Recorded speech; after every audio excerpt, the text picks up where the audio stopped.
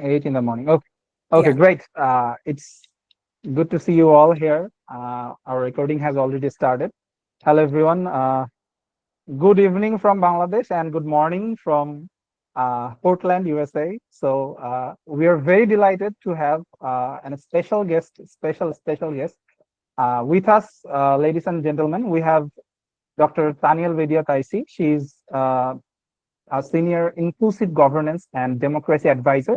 And previously, she worked with the International Foundation for Electoral Systems, through which, through LinkedIn and other things, we got connected with her. And I know then everything happened. We shared it with each other. And then we are here together here. And it's a really pleasure to have you with us, ma'am. We are very, very lucky to have you. And we thank you from our heart. And to be honest, about this session and the overall planning that we had so far, I'd like to say that this training session, as you all know, it's about the training session on electoral research. And the context is very simple, as you all know, that we are having the DUCSU election, Dhaka University Central Students Union election, just the day after tomorrow. And later on, in February 2026, we will be having the national election at Bangladesh. So it's a huge electoral season going on at our country. So I think it's very important to understand not only social science, arts related research, but also segmented research like electoral research and also the other parts. So I think this is why we discussed with Tanyel ma'am, and then later we thought that this collaboration will also help our members. So we are having our members only session. This is only for our members. And later, I think if ma'am gives us the permission, we will share it to our YouTube channel for a broader audience. And also, just to make sure that we will be having, I think, 4 sessions consecutively, like 1 session per week, not more than that. And we will Maybe. be, yeah, if ma'am is Yeah. available.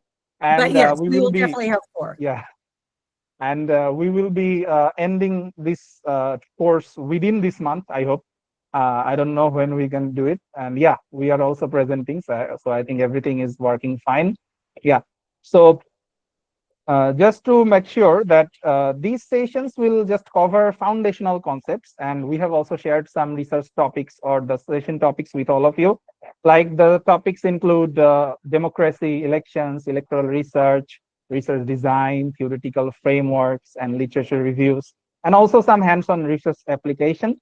And also, we will also share relevant research findings. And also, after all these, I think after ending all these 4 sessions, we will be sending all of you, the participants, our professional certificates to all of you. And maybe after that, we can focus on like discussions, observations, and your own research works, which we can discuss together, and we can also supervise you, help you doing some research tasks. So yeah, lots of possibilities in research related to elections. And with this, I'm ending my introduction. I'm Fahim Hassan Mahdi. I'm just telling my name lastly. I'm MD Fahim Hassan Mahdi, the president of Dhaka University Research Society, and I also have some of our executive committee members with us there. Like I have Humaira Anzir, we say sister in Bangla, Apu. So Humaira Anzir Apu, we use honorifics when we say each other's name. So we are having Humaira Anzir Apu with us. She's our treasurer. And we also have some other potential members and coordinators like Ashrafi Jannat Promi, Mahmia Shanta, and so many other members and others, everyone. I think 10, 15 minutes later, many more will join, but we have to continue. So I'd like to give the floor to, ladies and gentlemen, to our honorable speaker, Tanyel Bedia Taysi. Thank you. Thank you so much. I don't want to say too much here at the beginning because I want to get into my brief presentation and then a discussion with everybody. So I am here because I just absolutely love DURS so much. When I was in Bangladesh, I remember finding out about this organization and just being so impressed that there was so many undergraduate students across academic disciplines that were interested in conducting sound research. So as a researcher myself, I have a bachelor's degree in anthropology and a master's and PhD in political science from Washington State University. And I am super passionate about research. And sound research, quality research, research that does no harm, right? Research, it's really important that we do it in a way that doesn't cause harm to the people that we are seeking to engage with or research. So super happy to be here. So honored that you reached out to me to help with this. And I just want to make it clear that, like, you all are volunteering your time, your very precious time, very late at night, to learn more. I'm also volunteering my time to do this because I care about you, and I care about Bangladesh. I care about the students, and I want all of us to learn. So I'm going to learn just as much from you as you are going to learn from me here. So this is not a session or a short course where I want it to just be very didactic and top down, right? I want to engage with you. I want to hear from you, and I want to listen to you. I know, I know it's very difficult to have things online. It's much better in person. Maybe some point I'll be back in Bangladesh and we can continue working together in person. But for now, what I want to do is I will go over the PowerPoint, and I will make sure to share the PowerPoint with everybody so that you have it as a resource. Go over the PowerPoint, go over my lecture notes very briefly.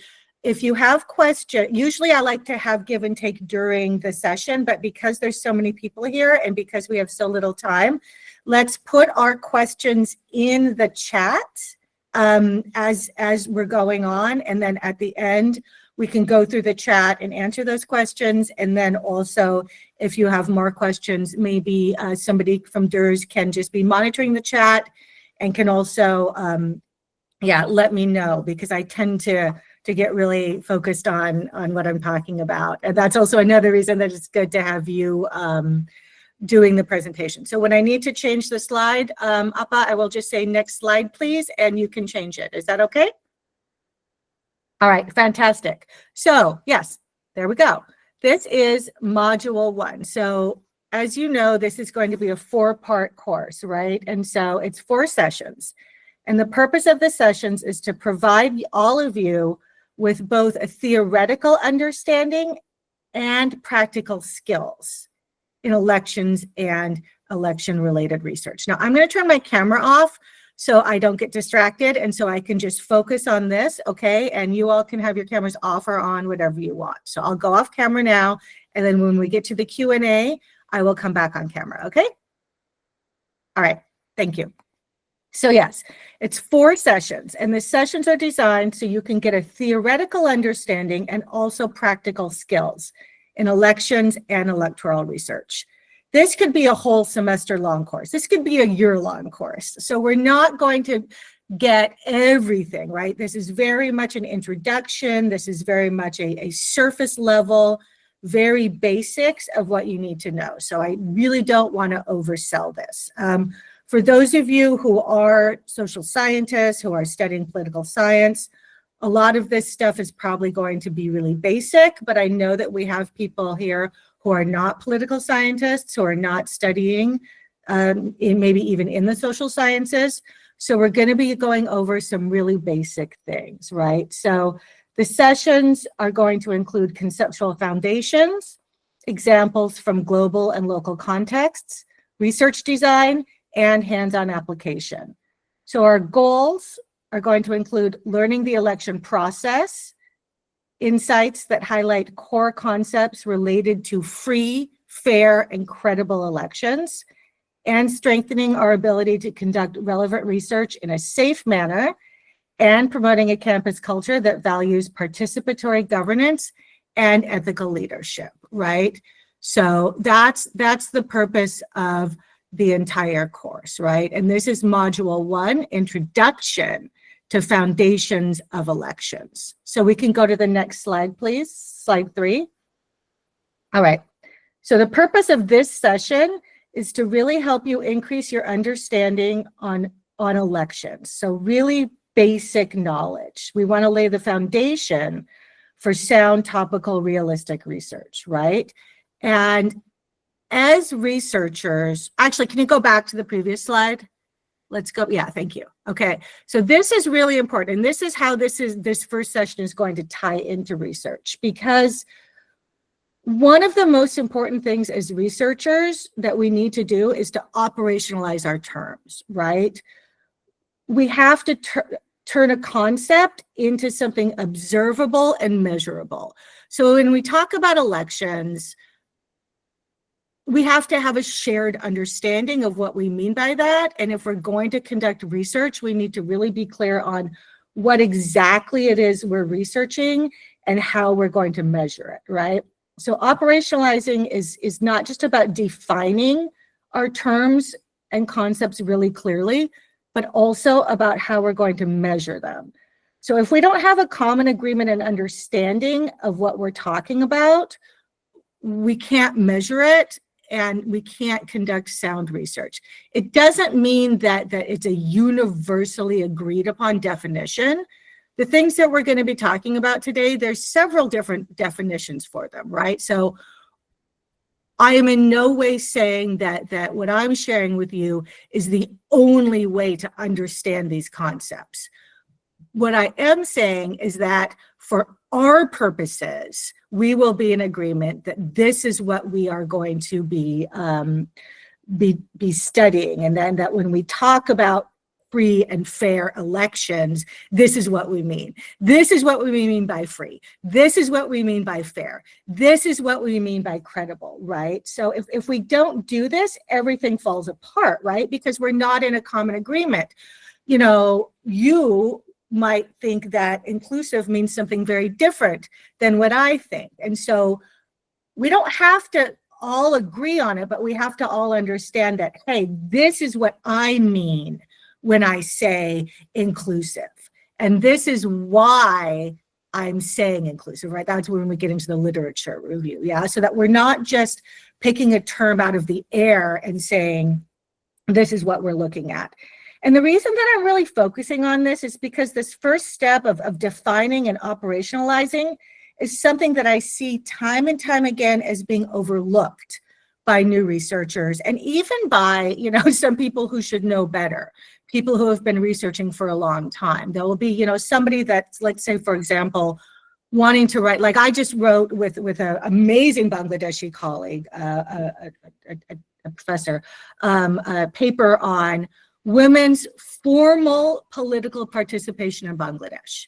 And the first thing we had to do was we had to define what we mean by women, what we mean by formal, and what we mean by political participation. Because I've seen papers that focus on, let's say, women's political participation, but they don't define what that means. And so all over the paper, they're talking about it in a different way. In one place, they talk about women as voters, and then they switch over and women as running for office, but they're not clear and concise. So today, what we're going to be doing in this first step of operationalization is we're going to be looking at defining, right?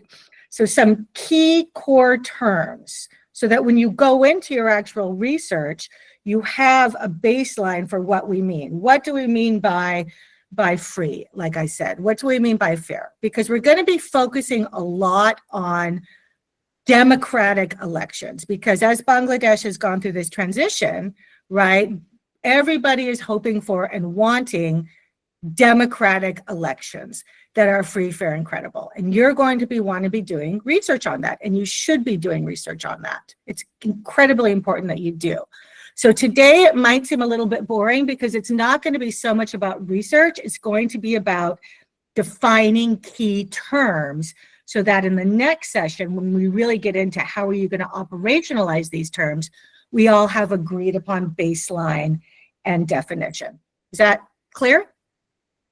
Okay, awesome. Let's move on to the next slide now. Thank you. All right, so today what we're going to be looking at is an introduction to the foundations of elections.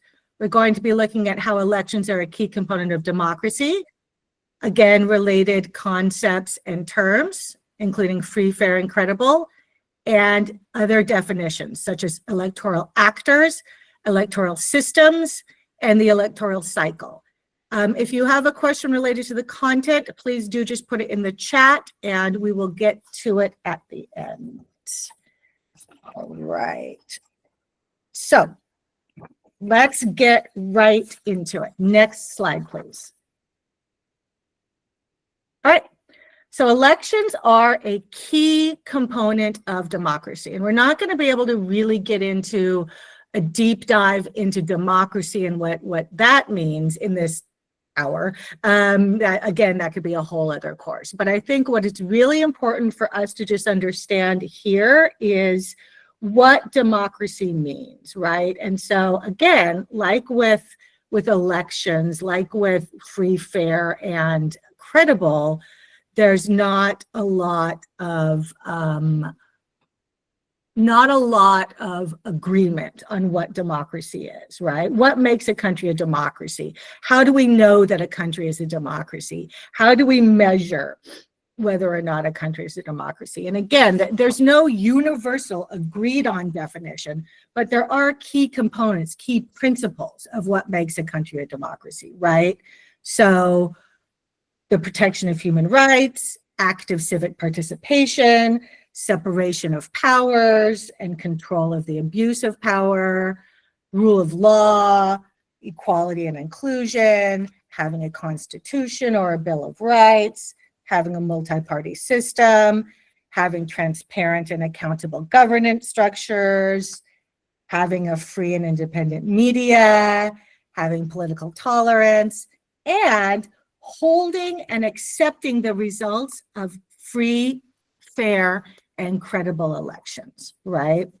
So at its most basic, if you want to define democracy, you can say it's a form of government in which the people rule, either directly or through elected representatives. And again, this is really, really broad, but when you break down the term democracy, demos and kratos coming from Greek, it means rule by the people. Now, we all know that there's no democracy on earth where the people directly rule, but it means that in some way, people have a say. People have a say in how their country or how their city or how their state is governed, right? And elections are a really important part of democracy.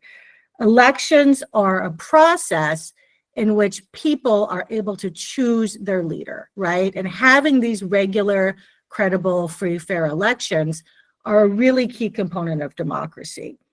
So in a democracy also, all people need to have a say, right? So this means all individuals. This means young people, old people, women, people with disabilities, people from different ethnic or religious communities, right? It's not just some people.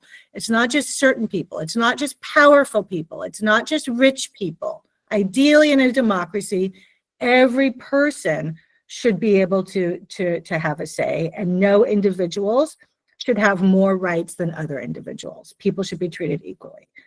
And ideally, if we're having free, fair, and credible elections, if people don't feel like they're being treated equally, if people don't feel like they're being treated fairly by their leaders, they should be able to get rid of those leaders and bring in new leaders that they feel will treat them better and will listen to them and will represent them more effectively. So elections are really, really, really important. However, elections are not as straightforward as we would like them to be.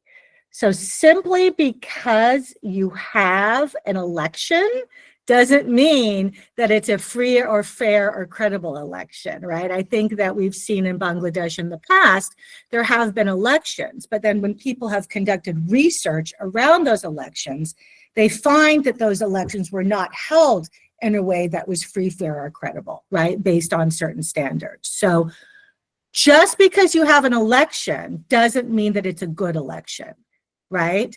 And you can have elections and not have a democracy. Again, if those elections are not carried out in a way that is free, fair, or credible. So that's why we're really going to spend a lot of time looking at these terms, because we want to make sure that we understand what we mean by them. right? And so there are lots of national and international legal frameworks that will set the standards for what democratic elections should look like, right? And these standards are things like free, fair, credible, participatory. So let's go to the next slide, please. Right. So who sets these standards and what are they? There are lots of organizations and entities, and of course there is no total agreement on it, but there are principles and commitments that are laid out in several standards and documents. Things like the Universal Declaration of Human Rights, lots of different human rights conventions like the International Covenant on Civil and Political Rights, et cetera, et cetera, et cetera. Also, you in Bangladesh, you have a legal framework that includes provisions that, if they're really implemented, will contribute to upholding free, fair, and credible elections. There's standards in the Constitution, the RPO, the Voter Registration Act, et cetera, right? So all of these legal documents, if they're actually implemented, do allow for free, fair, and credible elections. So when people have done, research on Bangladesh elections, they found that it's that bad. And I know that we're in this process of reformation, and what are we going to do? Are we going to change the Constitution? Are we going to change other legal documents, other standards? All of these reforms that are happening. But because that's still in process and it's not clear yet, for now, we're just going to have to focus on what already exists. And even focusing on what already exists, no, it's not perfect, but it's robust enough. There's nothing within Bangladesh's legal framework that says that you can't have free, fair, and credible elections. So what does it actually mean, right? Oh, yes, actually, that's a great idea. Let's go full screen on the presentation slides if we can. Humaira আপু একটু ফুল স্ক্রিনে দেখেন।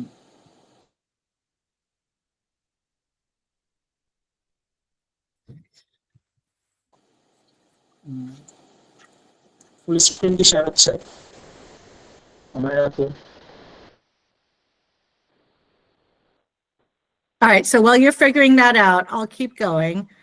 So for now, like I said, the words that we're going to focus on are free, fair, and credible, because these are the concepts that everybody, for the most part, agrees on. But there's not a lot of agreement on what that means. If you ask 20 people what a free, fair, and credible election means, you're probably going to get 20 different answers.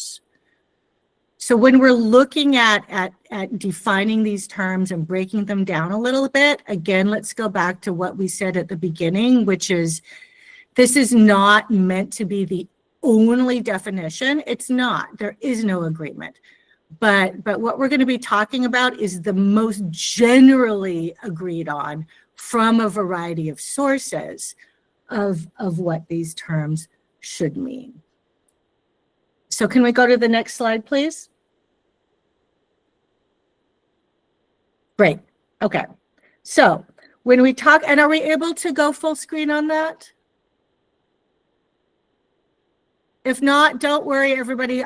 These are going to be shared with all of you, so you will have access to these slides, so you can review them in your own time.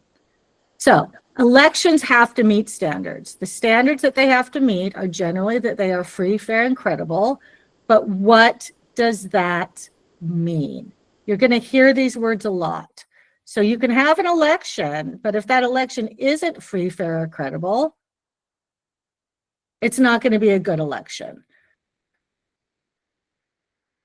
So elections are really, really big undertakings, right? They involve the entire population of a state or a country, or they should, and the elections are supposed to facilitate the peaceful transfer of power from one elected leader to another, right? So elections are a process, and elections go back to democracy, because if you aren't happy with who your leader is, you should be able to change them. And so going back again to the terms, what does it mean to be free, fair, transparent, clean, credible, participatory, all of these words that we hear? What do they mean, and who gets to define what they mean? What makes an election democratic and not a sham election? Well, one of the bodies that tries to define what this means is the Interparliamentary Union. It's a global organization of parliaments.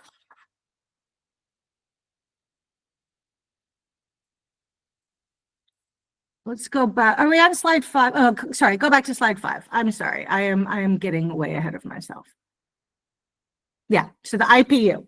The IPU is a global organization of national parliaments, and it's been in existence for a really long time, and Bangladesh is a member of the IPU. And this is why the way that they speak about free, fair, and credible elections is important for us in Bangladesh, right? And so they affirm the importance of free and fair elections in order to ensure that governments derive from the will of the people. And these elections need to be genuine, free, and fair, and they need to be held at regular intervals on the basis of universal suffrage, right? So you got to have a free and fair election so that that election actually is democratic, because in order to be democratic, it has to represent the will of the people. The free and fair election has to have standards around the rules, the structures, and systems, and the processes. And so that's where we get into free, fair, and we get into terms like inclusive, competitive, transparent, and accountable. So let's go to the next slide now. Slide 6. Thank you. Sorry, slide 6.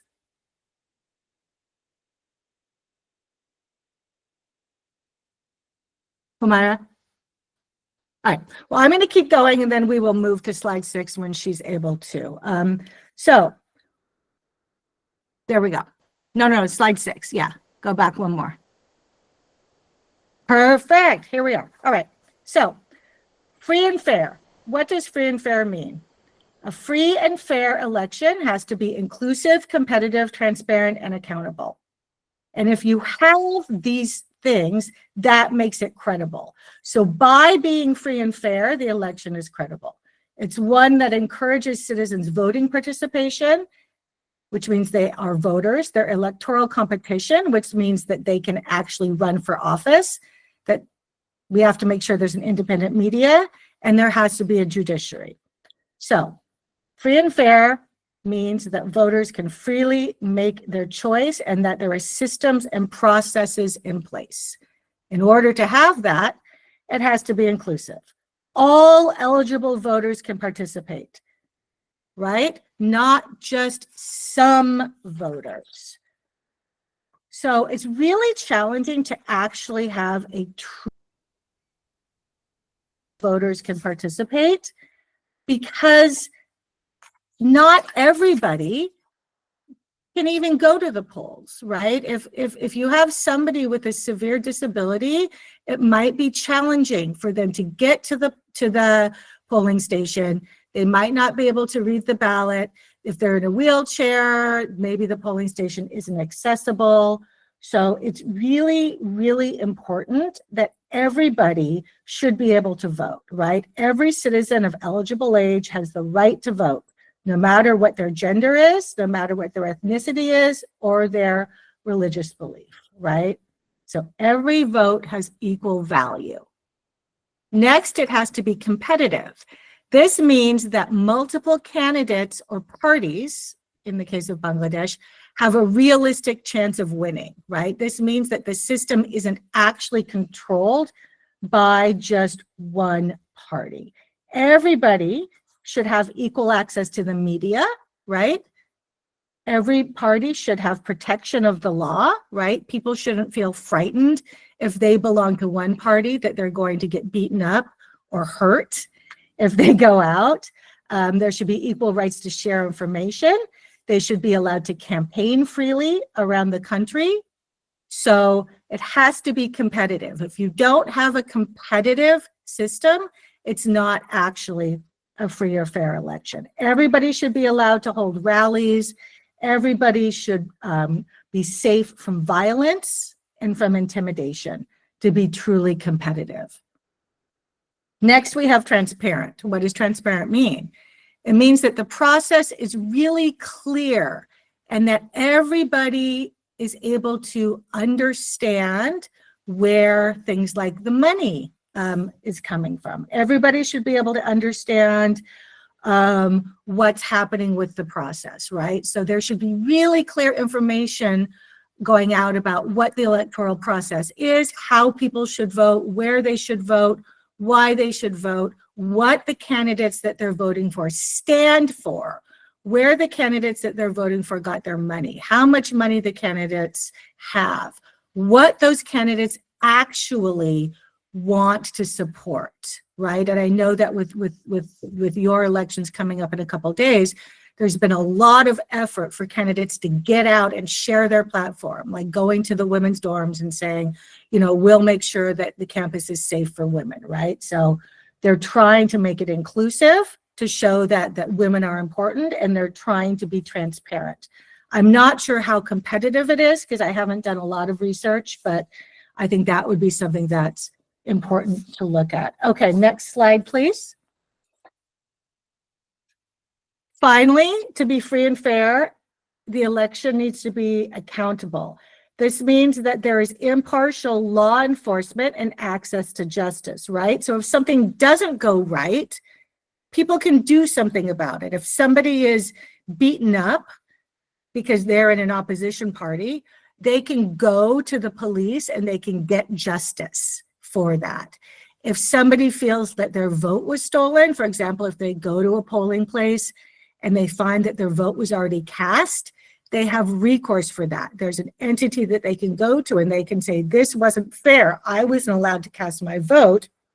And then they're actually able to have something be done about that, right? So to be free and fair, we also have to have accountability. If we have all of these things, if we have inclusion, if we have accountability, if we have transparency, and if we have competitiveness, then that election can be deemed credible or clean, right? And again, there's tons of other terms. There's sub-definitions within all of these terms, but for now, we're not going to get into that. But let's say you want to do research on inclusivity. There's like 5 or 6 other subcategories within inclusivity that you can then look at, and we can talk about that. But for now, for this really surface level discussion, it's got to have these things, right? And then if you have these things, it's credible. Credible means there's trust in the process. The process was done well, and then there's also trust in the outcomes of the election. So that's the thing, that the election, we're going to get into this in a little bit, this concept of the election cycle, that it's not just the day of. The election cycle happens all year long.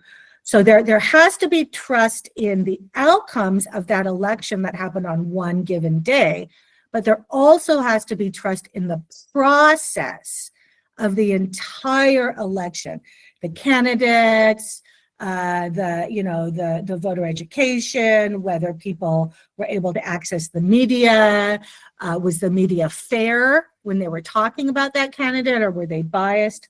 All of these things, right? So successful elections uphold standards of electoral integrity. This is also another word that you'll hear. Was there integrity in the election? What that means is that the elections were free, fair, and credible, even if there was human error. There's always going to be error. No election is going to be perfect. However, even if there is a small human error, the process itself is still seen as successful, and it still represents the will of the people. All right, so we can go on to the next slide now, slide 8. So who's responsible to make sure that elections are free, fair, and credible? Well, lots of people, including you. in the way that you want to conduct research. If you want to conduct good research around elections, having that data, having that information is incredibly important. So every member of Bangladeshi society is a key electoral actor, in my opinion. Some have more formal roles than others, right? So generally it's the state, the government of the state, that has to take the steps to guarantee that there is periodic, genuine, free, fair, and credible elections, right? So that's your government. That's the government of Bangladesh right now, which is the interim government. Within the government, there's key institutions, and the main institution that has to ensure that there's free, fair, and credible elections is an electoral management body. And in the case of Bangladesh, it's the Bangladesh Election Commission, right? So an electoral management body is an organization that is solely responsible for managing all of the elements of the election, right? To make sure that that election is free, fair, and credible. Next slide, please. Some of the core tasks, and again, these are only a few, that an EMB has to do is determine who is eligible to vote, receive the nominations of the participants, conduct polling, count the votes, tabulate the votes, make sure that the voting happened correctly, right? And it's not only the EMB, there's also several other actors, right? Political parties are key, security sector actors like the police and anyone else who's going to be guarding the polls, and civil society organizations. And like I said, researchers such as yourself are also really, really, really important in the process. So the EMB, the election management body, is incredibly important. If you don't have a well-functioning election commission or any other form of election management body, you're not going to have a free, fair, and credible election. All right, so let's go to the next slide. The next slide is this concept of an electoral system, right? And what is an electoral system? Well, let's look at the word electoral, because we're really defining things clearly here. Electoral means relating to an election, right? So a lot of people use these words interchangeably. They'll say election, they'll say electoral, but if we really want to define it, electoral means relating to an election. An electoral system is the rules and procedures that determine how the elections are conducted and the results of the election. So there's different types of electoral systems around the world. There's single winner, which is what you currently have in Bangladesh, the first past the post. But again, I know there's discussion on creating an upper house that will have a PR system, which is proportional representation. Or you can have a mixed system, which is what Bangladesh would end up having if you have this two-tier where you have still keep the first past the post and then also bring in a proportional representation. We don't have time today to get into a discussion of the different types of systems. There's pros and cons to all of them. But again, if that's something you're interested in researching, we can talk about it later and get into it a little bit more. So next slide is the election or the electoral cycle. And this is really important because this is that concept of, if you're conducting research on elections, it's not just about the day of. The electoral cycle happens throughout the year. You've got a pre-election phase, you have the election phase, and then you have the post-election phase. And there's things that happen in all of these phases. So you could always be conducting research around elections or electoral research at any point in time in the cycle. Next slide, please. Yes, so the electoral cycle begins the day after the previous election and ends on the day of the general election. So the pre-election phase, that's what we're in now, right? This is parties choosing candidates, this is campaigning, voter registration, voter education, voter engagement. Then you have the electoral period, that's the voting, and then the immediate period after the day of voting, when the ballots are counted and the officials are selected. And then you've got the post-electoral period, which is right after the elections. And this is where ideally the key electoral actors would engage in a learning exercise of, okay, what worked, what went well, what didn't go so well, what can we change for the next election to make sure that it does go better. And this is something you all, it's a little bit late now to do any really serious, if you haven't already started, research on the DUCSU elections, but you can definitely do a post-election analysis, right? Based on, was it free and fair? Yeah, and so you could go in and you could do research on whether the election was free and fair based on these concepts that we've discussed, and then provide key recommendations for the next one, how it could be done better. Okay, next slide, please. All right, so these are the key takeaways that you need to come out of this session with, and we will discuss them all. I'm ending a little bit early, so we have a lot of time for discussion. Democracy relies on the will and authority of the people. Free, fair, and credible elections are critical to democracy, because if the people aren't happy with how they're being treated or how others are being treated, they can change the people that are responsible. The main actor that is responsible for planning and holding free, fair, and credible elections is the state and the government of that state. And within the government of that state, it's electoral management bodies.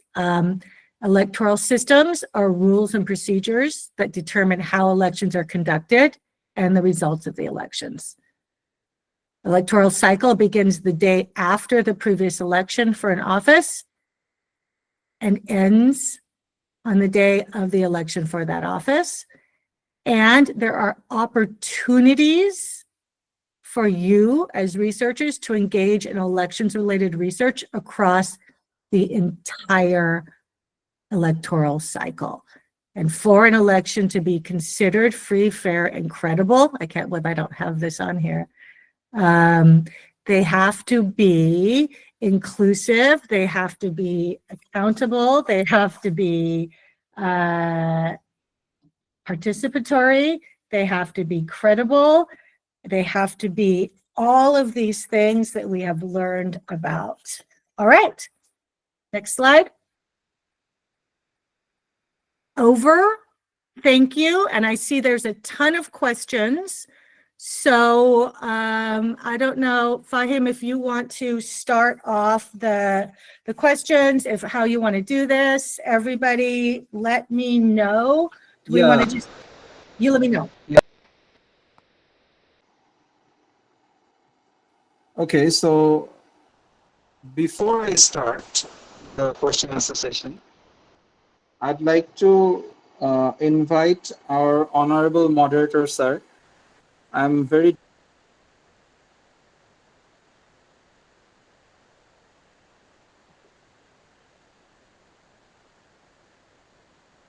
delighted to inform you that our honorable moderator, Manjurul Karim, is also presenting this session, and he has also watched amazing, amazing. So yeah, so I'd like to invite sir. Sir will be sharing some thoughts and welcoming message to you all. Wonderful. Oh, hi. Good to see you. How are you? Thank you for taking all the pains to respond to our DURS call. And this is not a familiar time, I believe. Are you staying in Bangladesh? No, I'm in Portland, Oregon. I'm in America. Portland, Oregon. So this should be very early in the morning. No, 12 o'clock in the morning. 12 o'clock, right? It's almost 9 a.m. So it's the day okay. now. Yeah. Okay, thank you very much for your contribution in this students forum, and definitely the topic that you are talking right at the moment is very, very timely.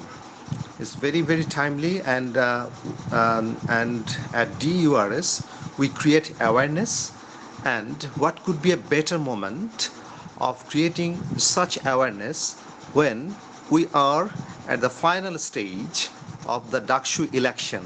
Perhaps you might have heard that Dhaka University Central Students Union election is only a couple of days away, the day after tomorrow, and the university is in a festive mood. And it is widely believed that the outcome of DUCSU election might pave the road for the ultimate parliamentary election of the National Assembly that is expected to be held in the February 2026.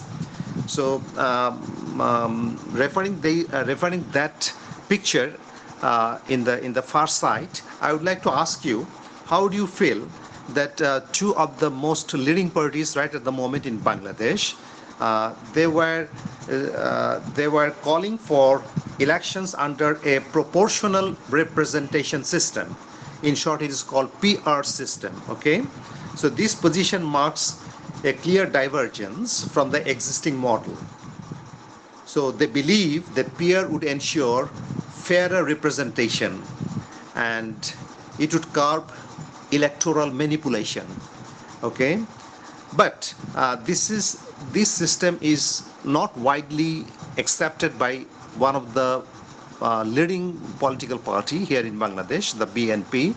So my question to you, how do you find the peer system could make an influence, or whether we should appreciate it or we should go conventionally in order to better represent the country's population as a whole?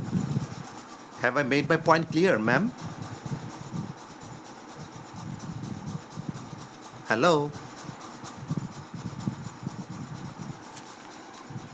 No, Am I've I muted on? myself. Okay, hi, sorry, okay. Okay.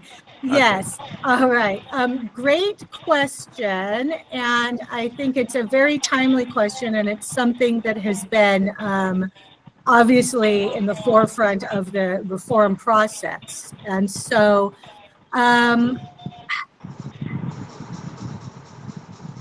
transition to a PR system can be a way to allow for more inclusion.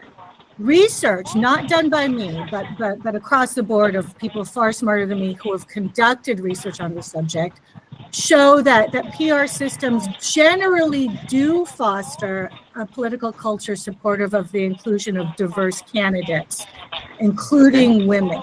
And specifically, they find that they promote higher gender inclusivity. And this is research done by like the leading researchers on this subject. However, it's not the only way to get more inclusion. We can have some inclusion in first past the post with some changes made to that system as well, especially if you're talking about women's participation. So I think that that's why, you know, the Reform Commission and, you know, the leading Reform Commission has settled on trying to go for this bicameral parliament where you have a mixed system, where you keep first past the post at one level, but then you have a second house where you can have more of this inclusion. So research done by people who study this for a living have shown that PR systems generally can provide more inclusion, but again, it all depends on how those systems are implemented. Are they implemented correctly? And perhaps having the two-tiered house can give you the best of both worlds, where you can have kind of more inclusion, but then you can also still keep the first past the post system. So it's definitely not cut and dry. There are arguments on both sides. That's my answer. Thank you, sir, and so wonderful to see you.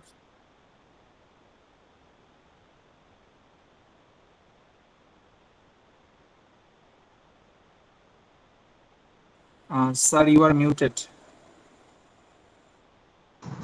So it was a very wonderful answer. If I correctly sensed your reply, that it should be applicable for a two-tier houses, two-tier parliament houses, the upper house, the lower house, right? Only then the peer could be effective. Not necessarily. I mean, a PR system can be effective generally if it is all PR. It's just for right now, what I'm sensing in Bangladesh is that there is more of an acceptance to try it out in a two-tier system rather than changing the entire process to go from a first past the post to a PR system. So I think that for Bangladesh right now, in order to get everybody on board, it would be a challenge to try to change the entire system. That could Yes. take time. But Yes. international research, again, not done by me, does show that in general, a PR system does allow for more inclusion. So Okay. that is something that has been shown. Thank you so much, sir. Yeah. You're most welcome, ma'am. Thank you very much for your deliberation. Appreciate it. Truly appreciate it. I appreciate you. All right. Thank you.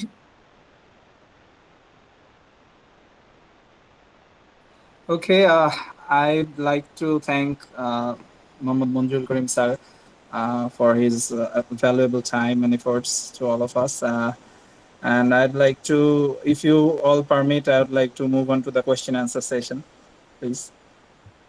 Great. So should we open up the chat and see what the questions are? There are lots of discussions in the chat. I'm just helping you asking the questions, like Okay. I'm just reading the questions. So Waziha has asked, like, where do we put the definitions from the Yeah. first or second slide, I think? Like, Yes. do we place them in the literature review section or like in other sections in the research? Right. I mean, it all Yes. depends on what, great question, first of all. It all depends on what kind of research you're conducting, right? If you're just doing like a small paper or something, you could just put it in the lit review, right? Because the literature review is where you're going to get your definitions. Your definitions are coming out of the literature review. Well, like what I did though, when I did, let's say, wrote my PhD dissertation, because it was a massive document, I had my literature review session. That's where I got all the definitions. I got my concepts. Then you do your theoretical framework, and that kind of starts of, you know, okay, so this is where the definitions come in. And then I just did an operationalization of key terms section. So it's like in your methodology, you can say, okay, here's what I'm looking at. Like if you're, let's say you're doing a big study, here's my dependent variable, here's my independent variables, or here's what I'm looking at, and here's how I'm defining them, and here's how I'm operationalizing them.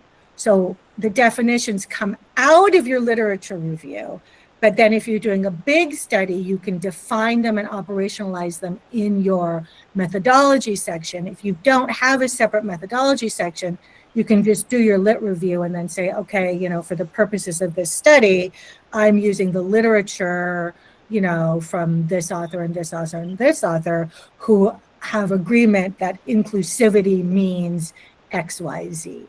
So you can play around with where you do it. You just need to do it. Like, let's say for the last paper that I wrote that I was talking about on women's formal political participation, we just defined it in a footnote, right? We said women's formal political participation. Then you have the, you know, the footnote, and then in the footnote you say, for purposes of this paper, we're defining women's political participation as X, Y, Z. Does that make sense? Yeah, I think Wazia has got her answer. Yeah. Okay. Just to move on to the next question, I think it's oh, this one's a tricky question. Okay. All right. If someone follows extreme political views like Nazism or like something else, should the government allow them to vote? Like, yeah. Yeah, that's a very tricky question. And, you know, it depends, right? I mean, I think that, you know, in some countries, if somebody has been convicted of a crime, they are not allowed to vote, right? But there has to be that some kind of a due process, right? That person, and again, this is just my personal opinion, right? That person would have to go through, if it's a democracy, they would have to go through a fair process of determining that they're not allowed to vote and why it is. And that can't just be somebody's opinion. It has to be based on the laws of the country. So if there is a law, let's say in your country, that says that people who hold extreme views that are harmful for society at large should not be allowed to vote, well, the people should all have to agree on that, first of all, before that law comes into power. And then whoever that person is would have to be allowed to have gone through the due process, right? So we can't be in a situation where it's just, oh, I don't like your view on that thing, so you shouldn't be allowed to vote. It's more about, okay, what's the line? What's the line where we as a society believe that somebody should not be allowed to be a part of this democratic process? Does it mean that they've committed a violent crime? Not just that they've committed the crime, but have they been convicted of that crime, right? So it's the, you know, everybody would need to decide for themselves, but it would all have to follow due process. And yeah, definitely some countries say, hey, if you've been convicted of a crime, you're not allowed to vote, or you're not allowed to vote for 5 years, or you know what I mean? So there's, again, all sorts of laws. So as with everything, there's no clear answer, but you know, I think that's actually a really debatable question that you all can think about. Okay, did that answer it? Okay, I think so. That question was from Tanyel Karim Shafin. Thank you. Really great question.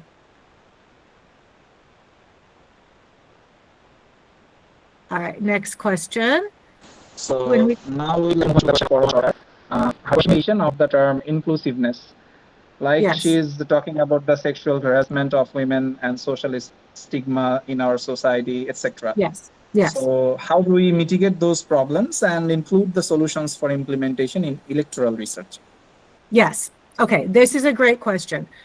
So we have to look at inclusive participation. You will not have a free, fair, and credible election if it's not inclusive, and especially if it's not inclusive of women, and inclusive being as voters and being able to run for office, being able to hold office, and then when they actually are in office, that they are able to do their job effectively.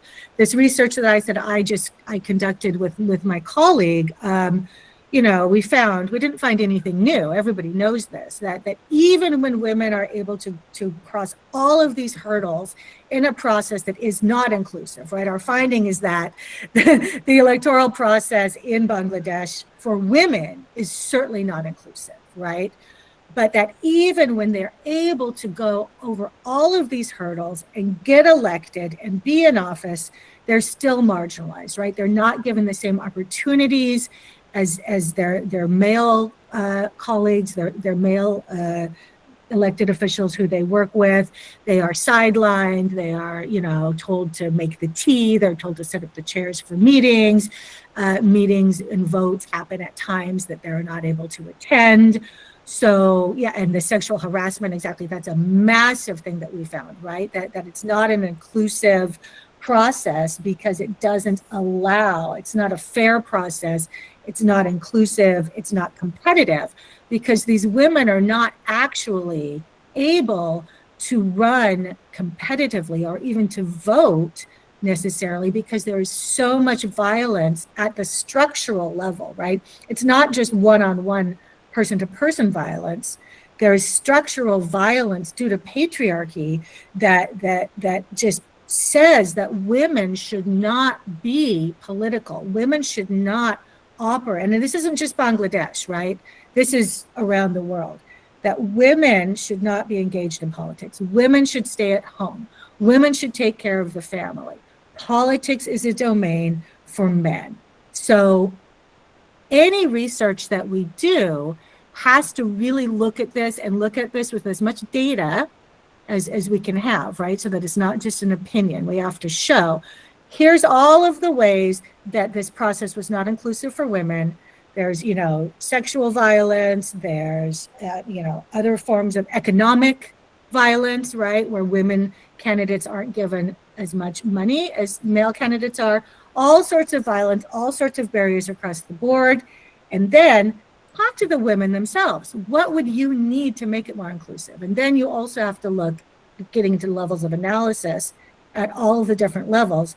How can we change things at the individual level, person to person, to make it more inclusive, at the societal level, and then at the structural level? And as we know as researchers, it gets much more difficult as we go up levels of analysis to try to affect change, because we're trying to affect social norms. We're trying to change societies. We're trying to change laws and rules.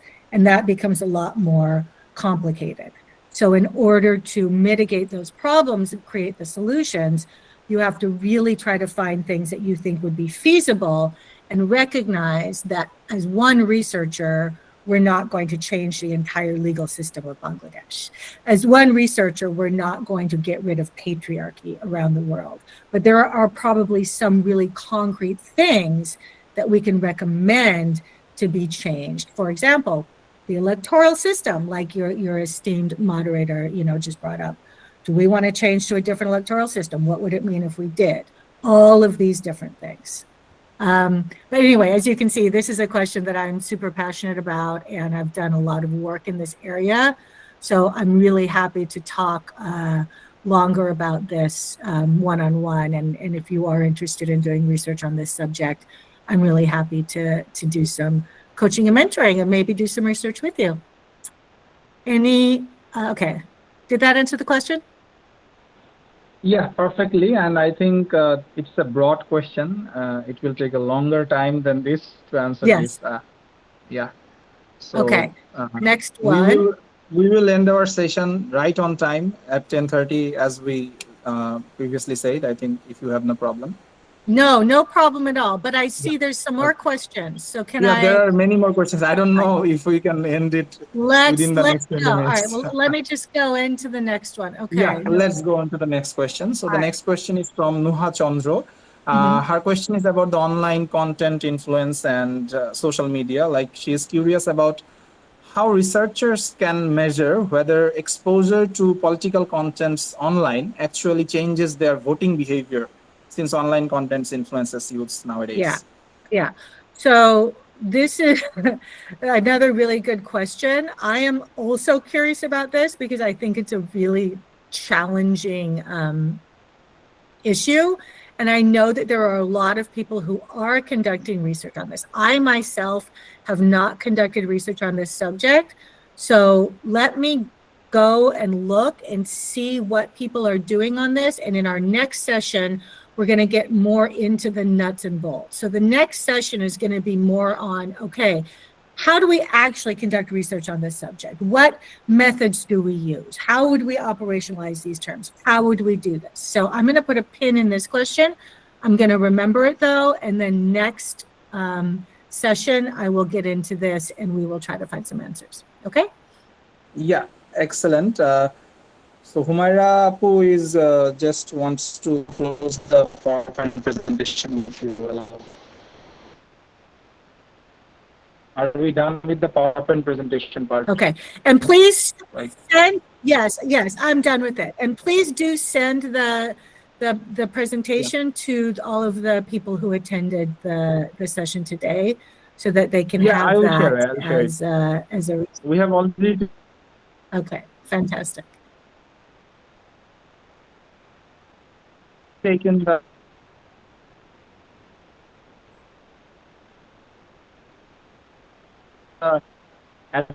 You're muted.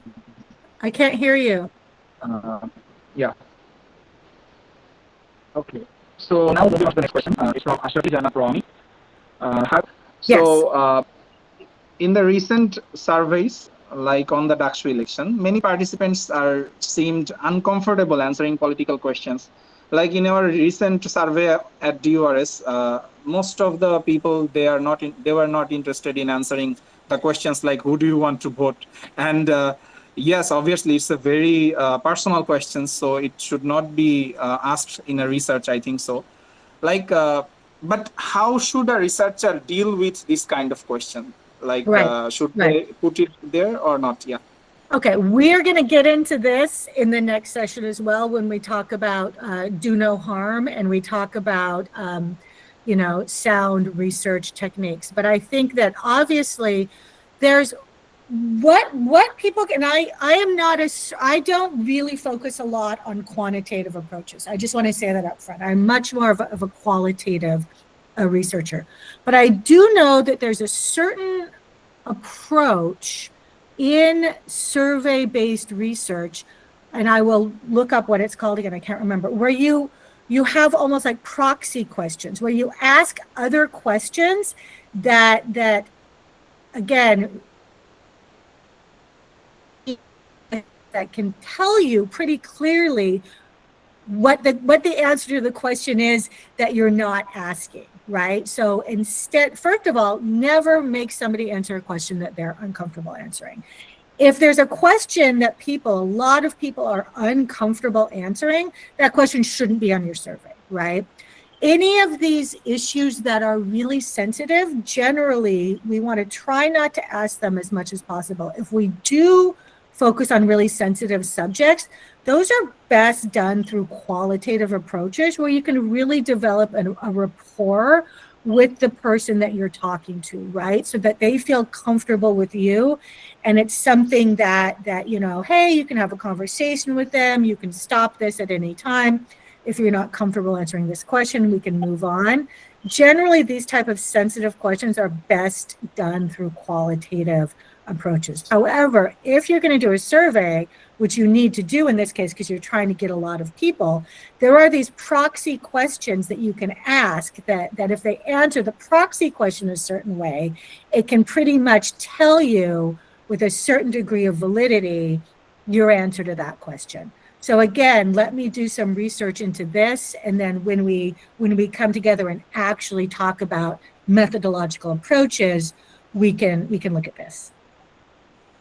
Yeah, and I will also be sharing you the questions later so that you can also have it, prepared. Thank you. Okay, so next question is from Sabi Afrin.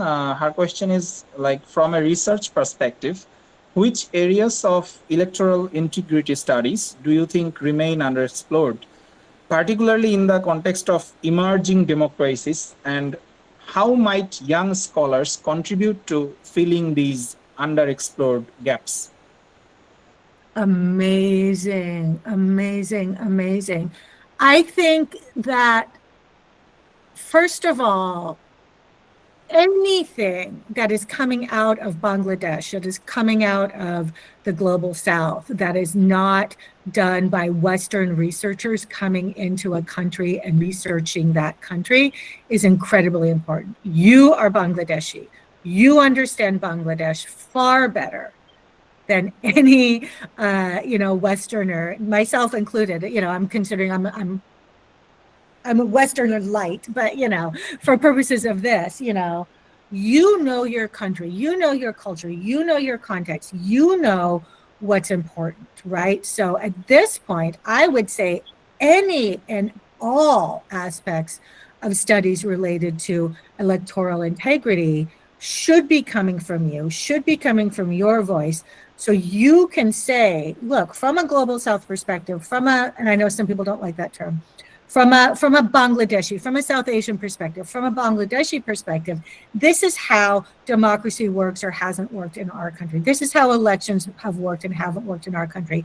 This is our contribution to the field, right? Not just your contribution to the field within Bangladesh, but your contribution to the field writ large, because historically, as you all know better than me, knowledge, empiricism, all of these, concepts are seen historically as being something that is related to the West or being Western. So knowledge has historically seen as being more valid when it comes from the West. And so we have to counter that. We have to say that is not true.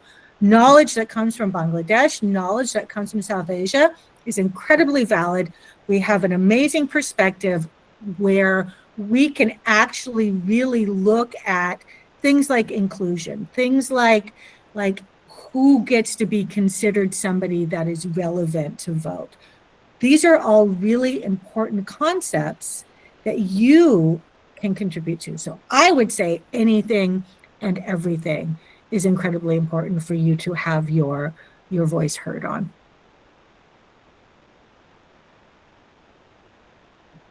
All right. Excellent. The next question, the next question is about career. Career-related questions. An aspirant international applicant, she's asking you for advice. What skills or experiences tend to make students stand out, and how can they effectively align their research interests with faculty priorities in the US, like in political science programs, as you are also a PhD in political science. So, yeah. Yes.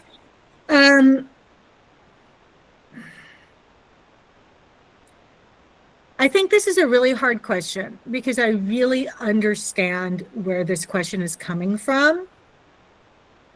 And I also think that faculty priorities should also reflect your priorities, right? But I understand that that's not the case. I think that there are so many different universities in the US, and all of the faculty in these various universities have different priorities, right?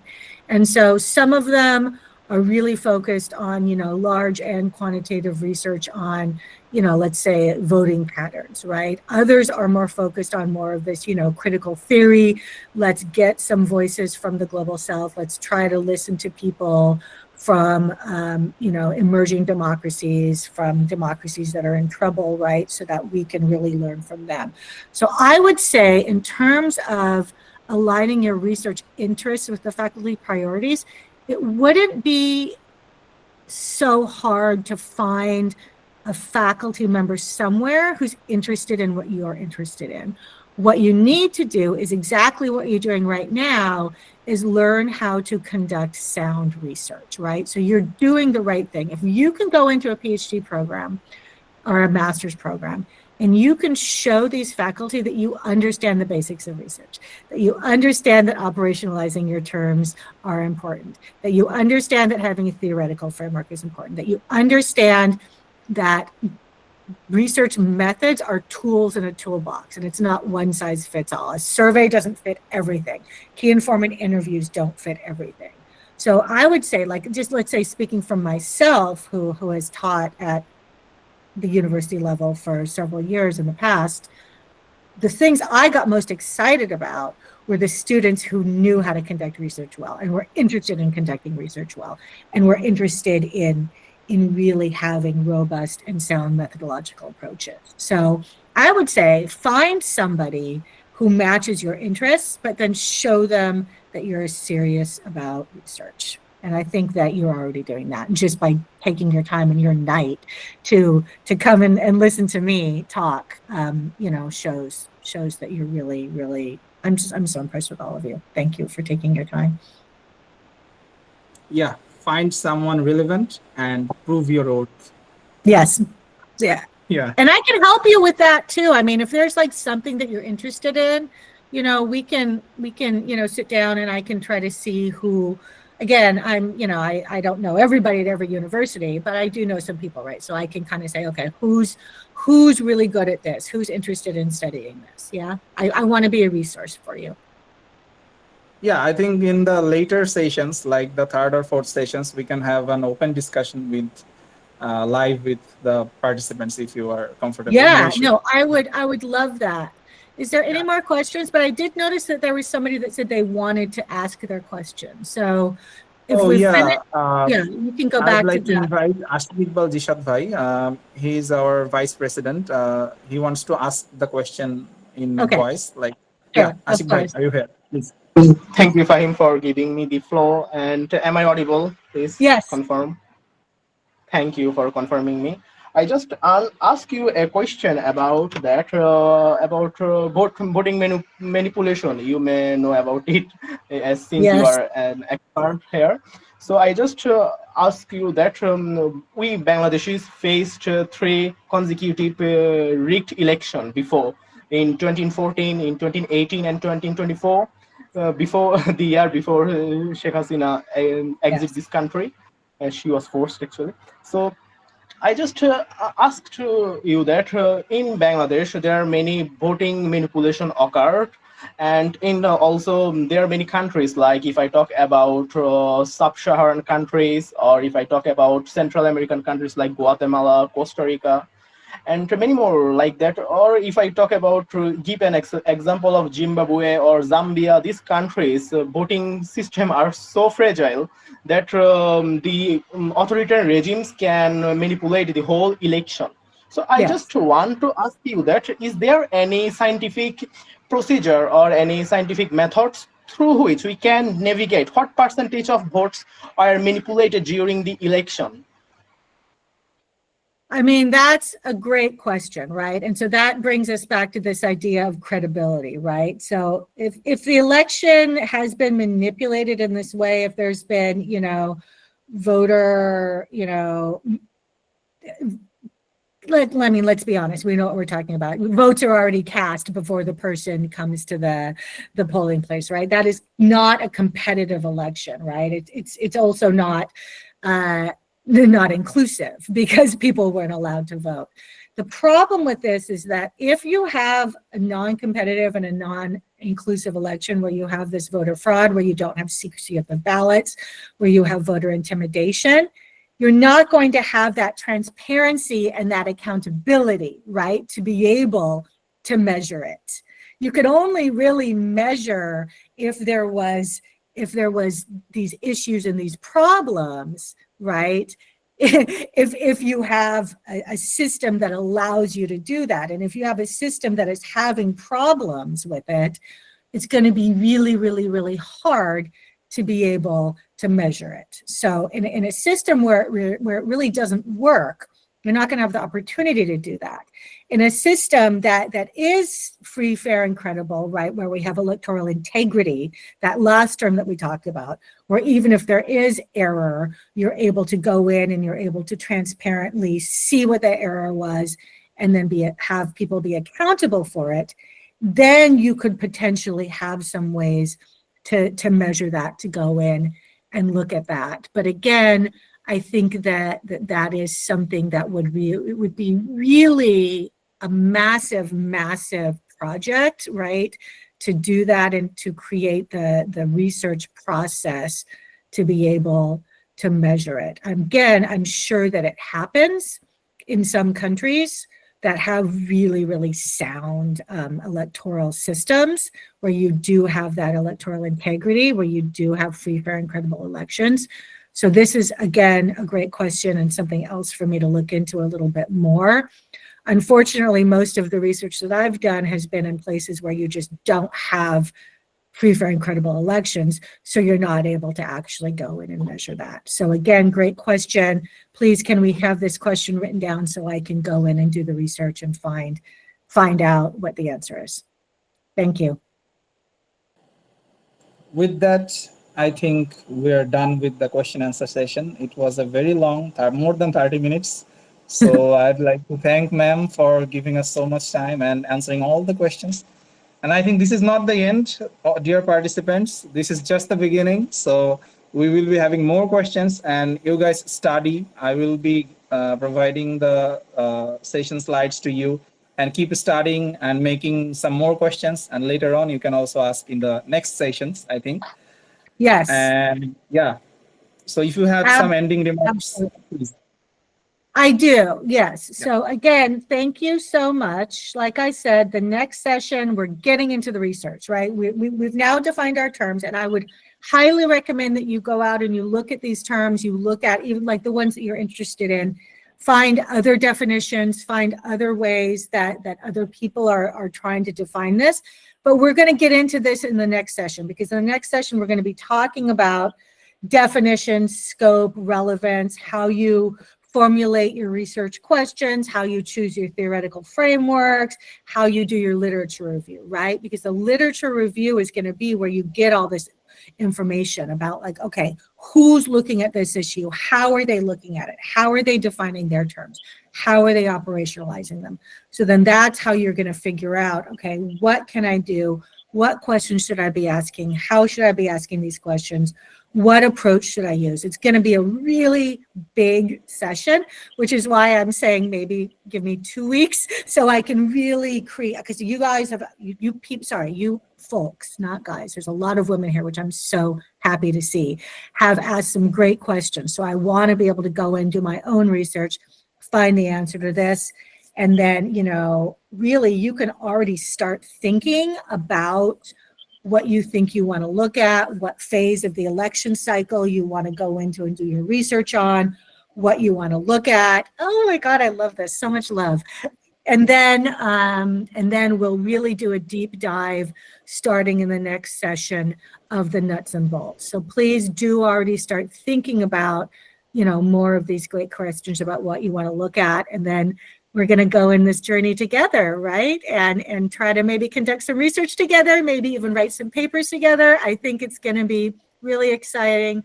I'm super excited. I want to say thank you so much to DURS for giving me this opportunity. Thank you to all of you for caring about this subject matter, for caring about your country, for caring about democracy in Bangladesh. It speaks so highly of you. And I really hope to see all of you again back in our next session where we're going to roll up our sleeves and really get into the nuts and bolts. Okay?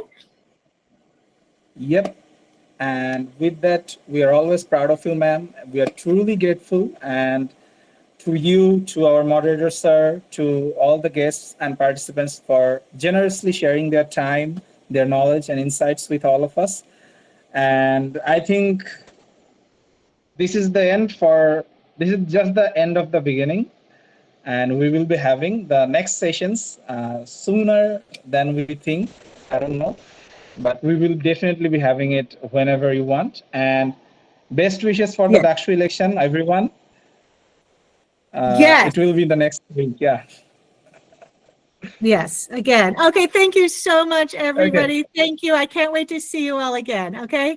Be safe. Please be safe. Please be safe. Yeah. You be safe too, ma'am. Please.